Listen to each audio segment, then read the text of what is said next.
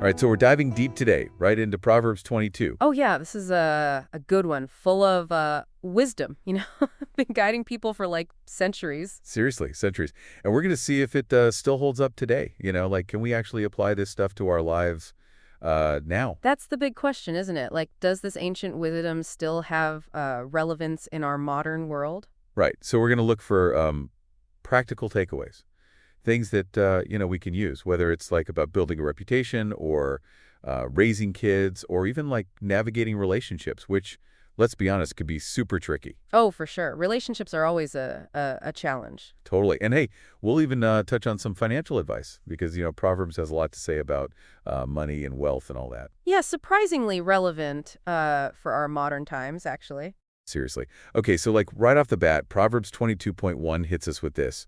A good name is more desirable than great riches. To be esteemed is better than silver or gold. It's basically saying, hey, your reputation is more important than your bank account. Kind of wild, right? Yeah, it's kind of countercultural, isn't it, in our materialistic society? Totally. Like, we're always told, get that money, get that success. But Proverbs is saying, like, hold on, your character matters more. It's about lasting value. Riches can come and go, but a good reputation that sticks with you. It's true. So, okay, how do we even build a good reputation? I mean, is it all about social media and, like, having a perfect online persona? Well, I think it goes deeper than that. It's not just about appearances. It's about who you are at your core, your values, your integrity, how you treat others. Yeah, I could see that. Like, being genuine, being honest, those things really do matter. It's like, think about the people you admire, right? The people you respect. It's usually not because of how much money they have. It's because of their character, their actions. So true. Okay, let's move on to something else that Proverbs talks a lot about, prudence. Like being wise and avoiding danger. Right, right. Proverbs 22.3 and 4 talk about this contrast between the prudent person and the simpleton.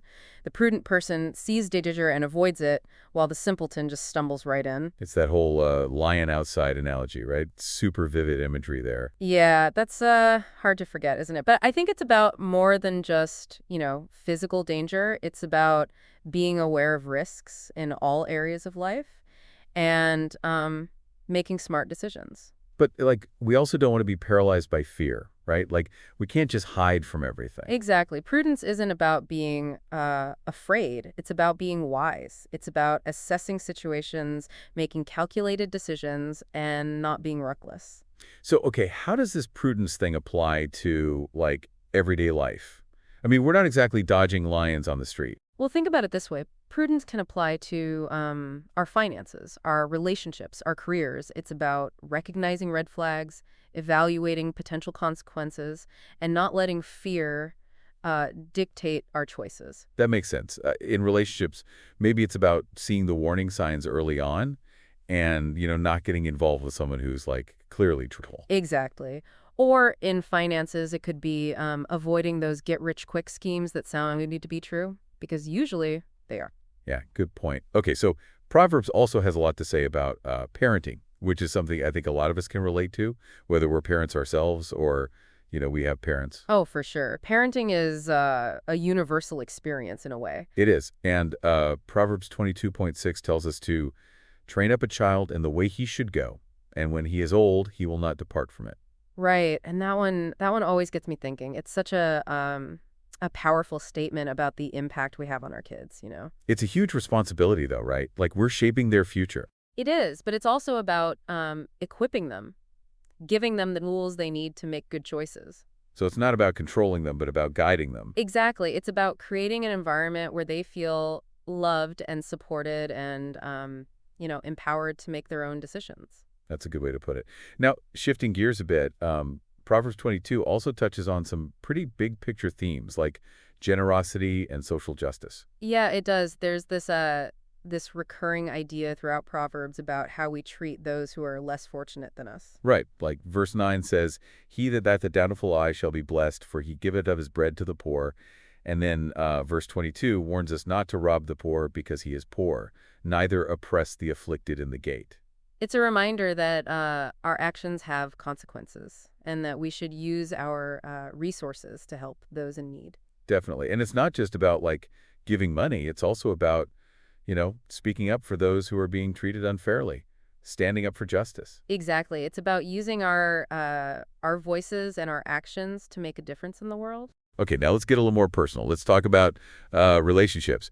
Because, Proverbs 22 is full of advice on how to deal with difficult people. Oh, yeah. It's like a handbook for navigating tricky social situations. Seriously. Like verse 10 talks about how cast out the scorner and contention shall go out, yea, strife and reproach shall cease. And then verses 24 and 25 warn us about, befriending those who are easily angered or quick to lose their temper. Right. And that's good advice. Our social circles really do influence us. Oh, totally. I've definitely had those friends who, like, their negativity just rubs off on you. It's like their bad vibes are contagious. Seriously. And you know what this can be contagious? Bad financial habits. Proverbs has a lot to say about debt and making wise financial decisions. Oh, yeah. There's some strong warnings in there about the dangers of debt. Like verses 7, 16, 26, and 27 all touch on these themes. And I think it's advice that people need to hear, especially in today's world where it's so easy to get into debt. It is. And one of my favorite proverbs about debt is the one about having your bed snatched away if you can't pay what you owe. It's such a vivid image. Really drives the point home. Seriously, I would not want to wake up without my bed. But okay, before we wrap up, I want to highlight how Proverbs 22 ends on such a positive note. It celebrates the value of hard work and skill. Oh, yeah. Verse 29 is inspiring. It says, "Seest thou a man diligent in his business? He shall stand before kings. He shall not stand before mean men." It's basically saying, hey, if you work hard and you're good at what you do, you'll achieve great things. Exactly. And it's a reminder that, our skills and talents are valuable. We should develop them and strive for excellence. I love that. Okay, so what's the big takeaway from all this? What can we apply to our lives from Proverbs 22? I think it's about living a life of wisdom and integrity. It's about being mindful of our actions and making choices that align with our values. It's about building a good reputation, being prudent, raising our kids well, being generous, navigating relationships wisely, and making smart financial decisions. And it's about remembering that these ancient proverbs, even though they were written centuries ago, they still have something to teach us today. Absolutely. So as you go about your week, I challenge you to pick one proverb from this chapter that really spoke to you and think about how you can put it into practice. And here's a final thought to chew on. If you could actually sit down with the author of Proverbs and ask them one question, what would it be? Thanks for joining us on this deep dive into Proverbs 22. It's been a pleasure.